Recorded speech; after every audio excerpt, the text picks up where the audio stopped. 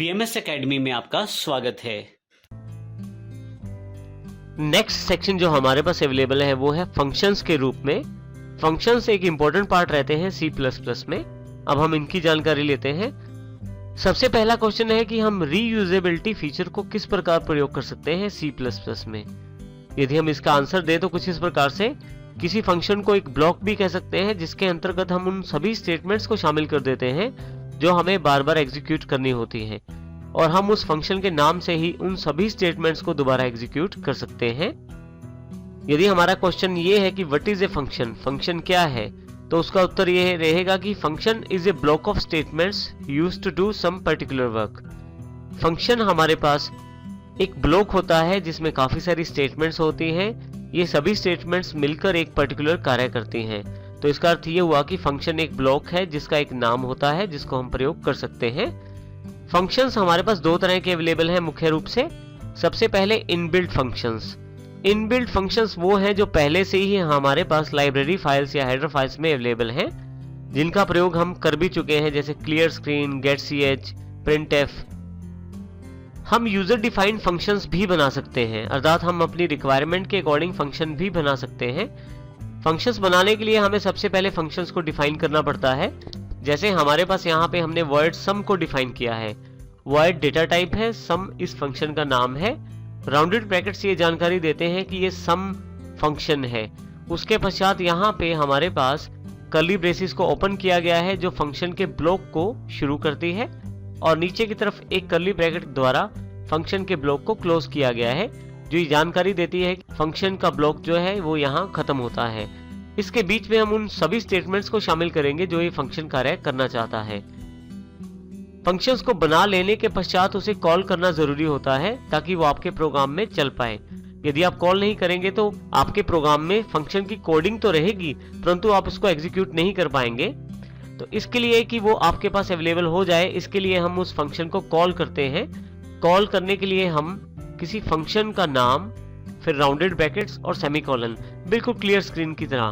देखिए हम यहाँ अपने फंक्शन का नाम लिख देते हैं, राउंडेड ब्रैकेट्स, सेमीकोलन का प्रयोग करते हैं ताकि हमारे पास ये फंक्शन एग्जीक्यूट हो जाए।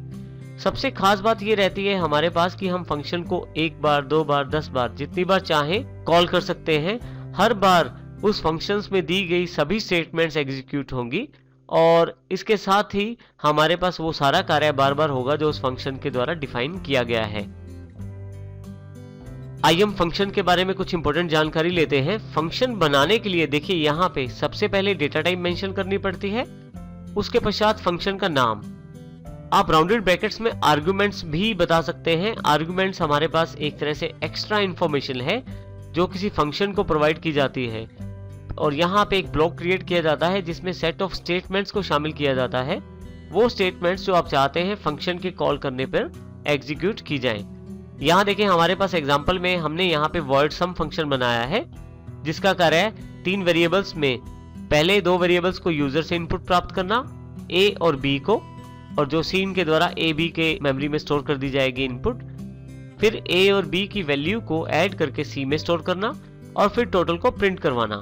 इसी तरह से यदि हम राइट हैंड साइड देखें तो यहाँ पे वॉइड के स्थान पर इंटीजर लिया गया है, और सबसे लास्ट में एक रिटर्न स्टेटमेंट का प्रयोग कर लिया गया है। यहाँ पे आउटपुट प्रिंट नहीं करवाया गया। इन दोनों फंक्शंस में क्या फर्क है? यदि हमें केवल प्रिंट करवाना है आउटपुट, कुछ फंक्शन से वापस नहीं लेना है, तो हम यहाँ पे रिटर्न डेटा टाइप में वॉइड का प्रयोग करते हैं। परंतु यदि आप चाहते हैं कि आपका फंक्शन कुछ आपको वापस करे, कुछ रिटर्न करे, तो उस केस में आप यहाँ पे उस डेटा टाइप को लगा सकते हैं जो डेटा टाइप आप उस फंक्शन से वापस चाहते हैं। जैसे मैंने यहाँ रिटर्न स्टेटमेंट के साथ सी का प्रयोग किया है। सी वेरिएबल है इंटीजर डेटा टाइप का। अब हमें जब ये फंक्शन एग्जीक्यूट होगा तो सी की वैल्यू वापस करेगा। क्योंकि सी इंटीजर डेटा टाइप का है, इसलिए हमने यहाँ पे वॉइड के स्थान पर इंटीजर लिया है, अर्थात रिटर्न डेटा टाइप को हमने इंटीजर ले लिया है।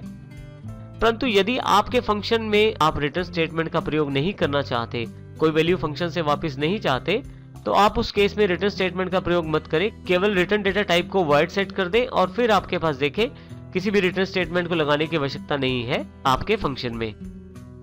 फंक्शन का सबसे प्रमुख कार्य यही रहता है कि एक बड़े प्रोग्राम को छोटे छोटे भागों में बांट दिया जाए और हर एक भाग को एक अलग फंक्शन का नाम दे दिया जाए। उसके पश्चात हमें अगर यदि उस भाग की आवश्यकता है तो हम उसे कॉल करें और उसको एग्जीक्यूट करें, और यदि हम उसको कॉल नहीं करते तो वो फंक्शन एग्जीक्यूट नहीं होगा। आइए अब हम इसको एक एग्जांपल के द्वारा समझते हैं। यहाँ पे देखिए, यहाँ पे हमने एक फंक्शन का नाम रखा है void sum। उसमें हमने 3 वेरिएबल लिए हैं। a और b को यूजर से इनपुट करवाया जाएगा और c में उसका टोटल ट्रांसफर किया जाएगा। फाइनली यहाँ पे हमारे पास एक मैसेज शो कर दिया जाता है टोटल इज, जिसमें c की वैल्यू को भी साथ में शो कर दिया जाता है। अर्थात हमारा सम फंक्शन हमें 2 वेरिएबल्स को जोड़कर उसका सम दिखाता है। इसी तरह से यदि void माइनस की तरफ देखें तो बिल्कुल सेम कार्य हो रहा है। यहाँ पे केवल यहाँ पे b माइनस a कर दिया गया है और माइनस का आउटपुट हमारे पास अवेलेबल हुआ है। मल्टीप्लाई में भी देखिए, यहाँ फंक्शन का नाम चेंज है और जो कार्य है उसमें भी थोड़ा सा बदलाव किया गया है। मल्टीप्लाई का सिंबल प्रयोग किया गया है a इंटू बी के साथ, रिजल्ट c में स्टोर करवाया गया है। डिवाइड में भी इसी प्रकार से अलग कार्य किया गया है और फंक्शन का नाम यहाँ पे डिवाइड है। अब हमारे पास यहाँ पे एक बड़े प्रोग्राम को छोटे 4 भागों में बांट लिया गया है। अब जिस फंक्शन को हम यहाँ पे कॉल करना चाहते हैं उस फंक्शन को कॉल किया जा सकता है और उसके कार्य को एग्जीक्यूट किया जा सकता है।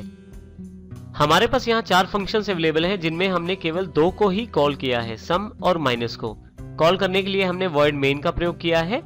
void main में जिन फंक्शंस को इंक्लूड किया जाएगा, कॉल किया जाएगा, वही फंक्शन एग्जीक्यूट हो पाएंगे। देखिए, सबसे पहले सम को कॉल किया गया है तो सारा सम वाला कार्य यहाँ पे अवेलेबल होगा, अर्थात सम फंक्शन पहले एग्जीक्यूट होगा, उसके पश्चात माइनस। परंतु यदि आप यहाँ ध्यान दें तो हमने मल्टीप्लाई और डिवाइड को यहाँ कॉल नहीं किया है। इसका अर्थ है कि ये दोनों फंक्शंस हमारे प्रोग्राम में तो शामिल हैं परंतु एग्जीक्यूट नहीं होंगे क्योंकि इन्हें कॉल नहीं किया गया। इस प्रकार हम ये कह सकते हैं, यदि हमें किसी फंक्शन को एग्जीक्यूट करना है तो उसे कॉल करना आवश्यक है। हम उसे एक से अधिक बार भी कॉल कर सकते हैं और यदि हम उसे एग्जीक्यूट नहीं करना चाहते तो हम इसे कॉल नहीं करते। वो हमारी कोडिंग में तो बना रहता है लेकिन वो एग्जीक्यूट नहीं होता, उसका कार्य हमारे पास अवेलेबल नहीं होता। देखिए, यहाँ पे इस एग्जांपल में हमने सम को 3 बार कॉल किया है, तो हर बार जब सम एग्जीक्यूट होगा तो ये सभी स्टेटमेंट्स दोबारा एग्जीक्यूट होंगी, जिसमें हमारे पास फिर से